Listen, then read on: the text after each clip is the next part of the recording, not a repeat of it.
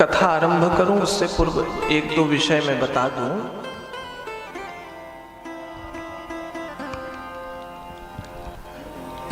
कि कथा में ना दो चीज का विशेष ध्यान रखना आप लोग।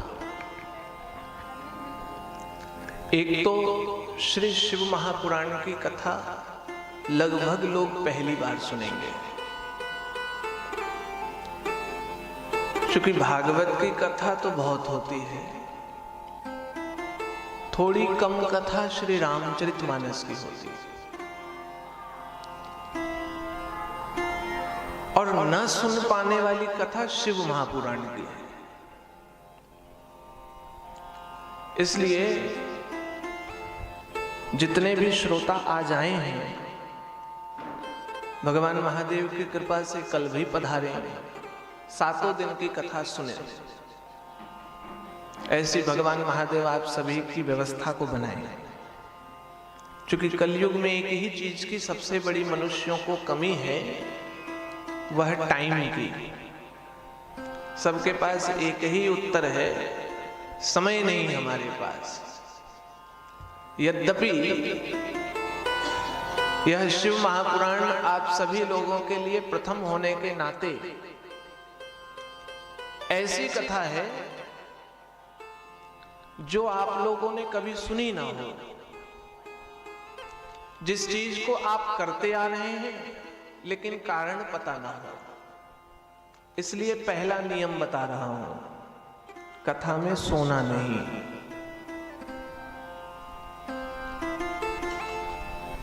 सो गई थी, जानते हो कौन? माता पार्वती।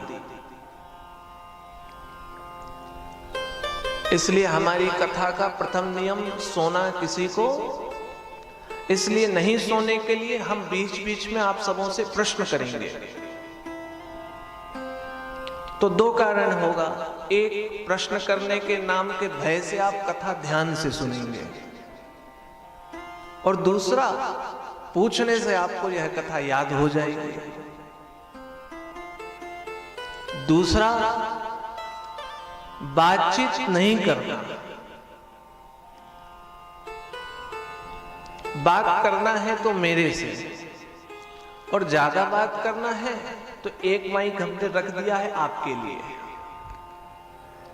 बात तो ऐसी हो जो हम भी सुने भैया। इसलिए मेरी कथा के दो प्रथम नियम। एक दो लोग पहले कथाएं सुन चुके हैं, मुझे पता है। बाकी जो सुन रहे हैं, ज्यादातर लोग मेरे मुखारबिंद से प्रथम बार कथा सुनेंगे। और समस्त कथाओं में मैं पहले दिन कह देता हूं, दो नियम, सोना नहीं, और बात जो सोएगा उसको मैं खड़ा कर दूंगा, और जो बात करेगा उसको हमारे आचार्य जी जाकर के चुप करवा देंगे। तो आचार्य जी जिसके पास उठ के जाएंगे चुप कराने, तो हॉल में बैठे सभी लोग देखेंगे। इसलिए बेइज्जती ना हो तो सोना नहीं, बातचीत भी मत करना।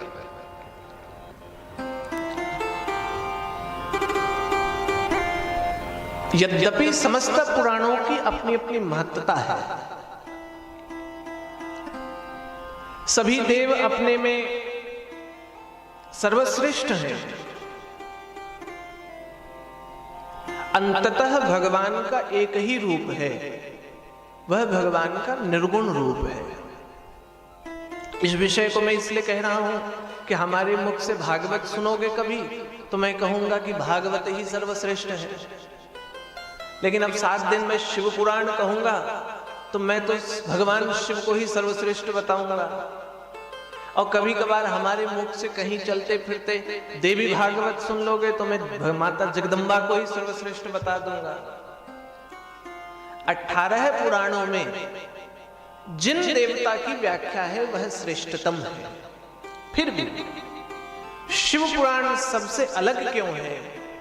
यदि यह कोई प्रश्न करे तो उसका एक उत्तर है, भगवान वेदव्यास ने 17 पुराणों में भगवान की पूजन विधि को वर्णित किया है, लेकिन शिव महापुराण एकमात्र पुराण है जहां फल विधि को वर्णित किया है, पूजा का क्या फल प्राप्त होगा। नियम को बताया है, किस प्रकार से पूजन किया जाए, क्या प्रावधान होना चाहिए, क्यों करना चाहिए।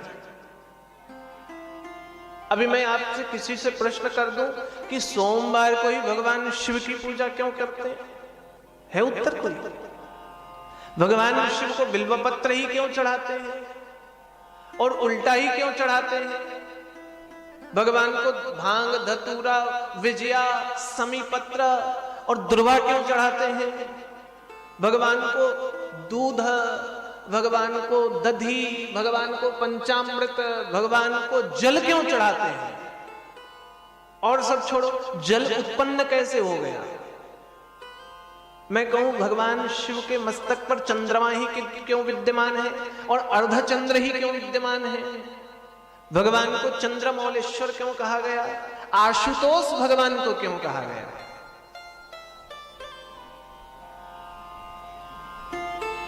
भगवान की पूजा के निमित्त एक मास का श्रावण मास क्यों बन गया? कार्तिक महीने में गंगा स्नान का क्या महत्व है? और भगवान कार्तिकेय का जन्म माता पार्वती के गर्भ से क्यों नहीं हुआ?